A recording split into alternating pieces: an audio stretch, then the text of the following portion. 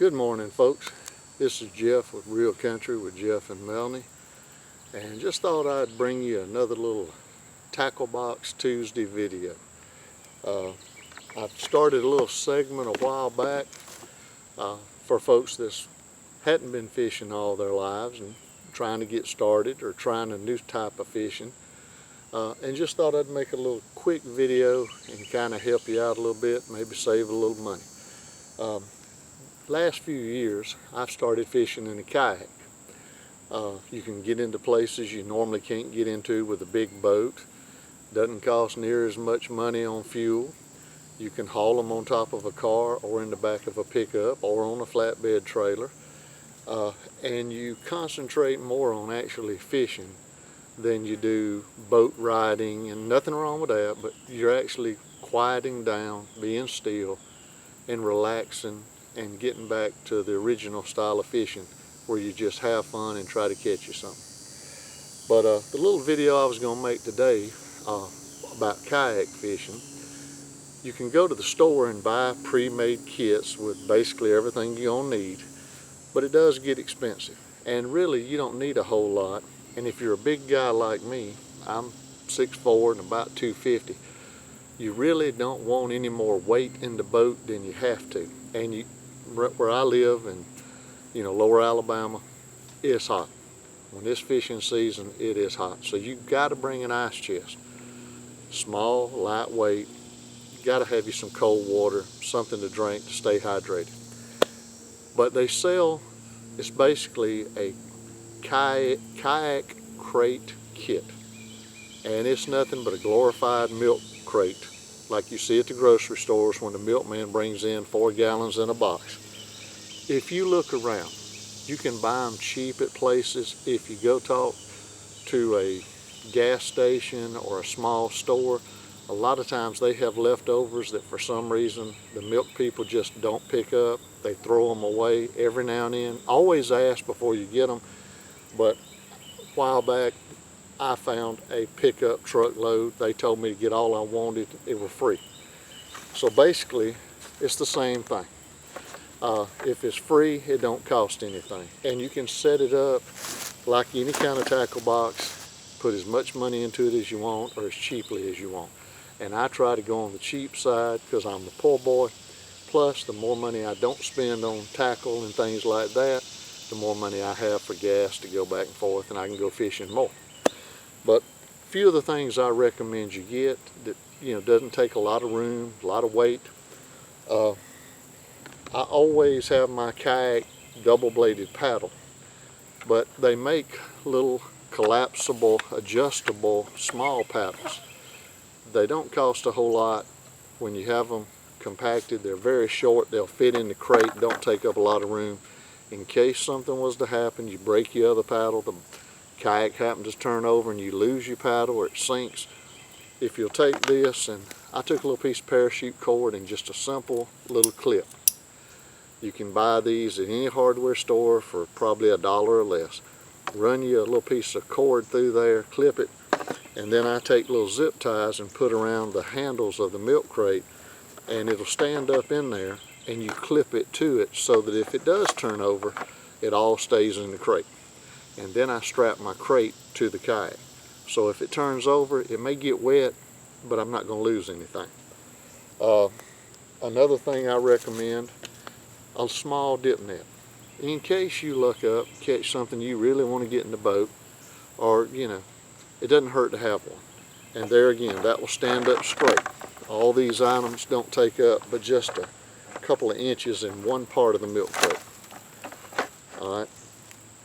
It's good if you're not sure what you might catch.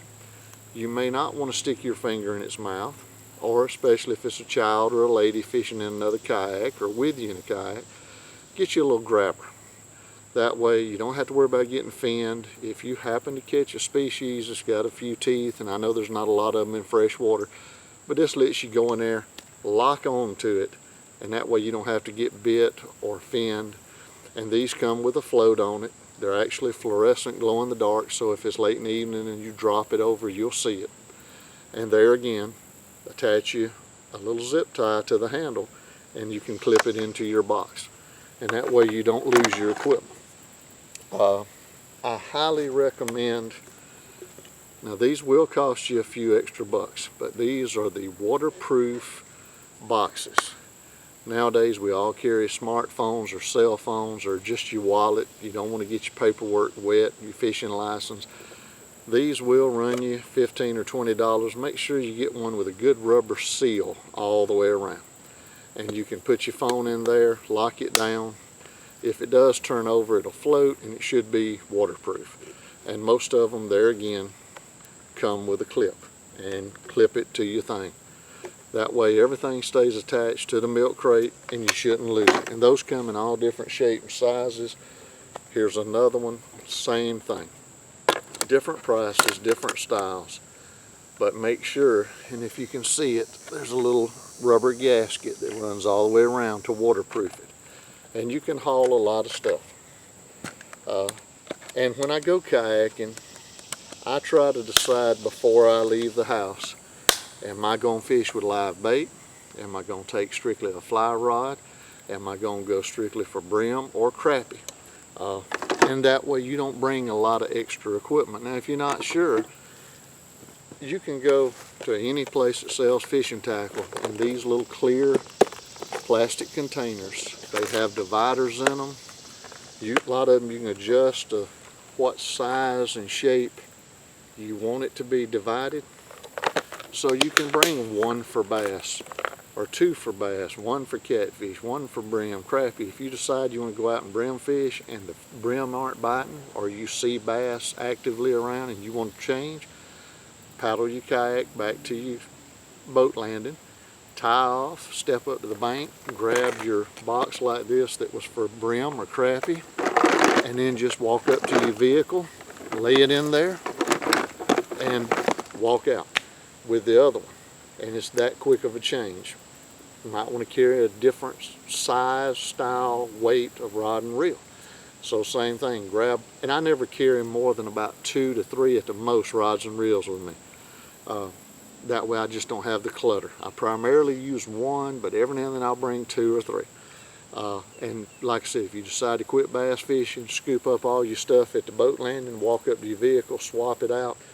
5 minutes you're back on the water catching fish, and hopefully a new species. And there again, you can get a bunch of the littler ones and have one strictly like live bait, corks, lead, hooks. You can have one that's rigged up for small crankbaits for bass, and one with bigger crankbaits and plastic worms and hooks for, you know, bigger species. Get you some little bungee cords. They'll hook around there, and that holds 3 of them together, and there again, doesn't take up a lot of space. Another little thing that I discovered, and someone else told me about this, and I wished I could remember who, and I'd give them credit. But if you go to Harbor Freight, I say them just because I know they're a little bit cheaper than the other stores. They sell a dog walking leash, and it's cheaper than if you go to a pet store. Basically it's the same product, but it's a cheaper price. I think this one was $5 or less. You hook it to your dog can run out there. You got a brake button right here that stops him, and you can actually lock it to where it stays locked and it won't go. Believe it or not, these make a quick anchor system for your boat. Now I actually have a true anchor system on my kayak, and it allows me to keep the front of the boat positioned one way or the back or broadside, but sometimes you don't want to go to all that trouble. Well, with this, you can just pull up to a tree limb, pull up to a stump, wrap it around a tree and hook it to itself, let yourself drift away a few feet, lock the anchor, and then just set this on the floorboard and put your foot on it. You're not going nowhere. If you lose it or it breaks, you're only out a couple of bucks, and I've had this one now for a couple of years. Easy tie-off anchoring system, and once again, very small, very compact, probably doesn't even weigh a pound, and it'll all fit in this milk crate. 2 other things that I recommend, and it may be the law on this one: carry your emergency whistle in case something was to happen. If you capsize, attach it to your milk crate, and like I said, attach the milk crate to the kayak. If you flip over and you're out in deep water and you can't get back into the kayak, save your voice, blow the whistle. Somebody should be able to see you, and always have a life jacket with you. If you can't swim or you're out in deep water, wear your life jacket, especially if you're around bigger boats. Get a bright color. Get one that's neon red, yellow, fluorescent green.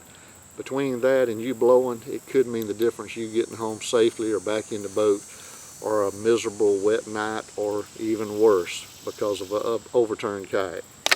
And then the other little thing I recommend, and I'm going to turn around my crate, always get you a little first aid kit.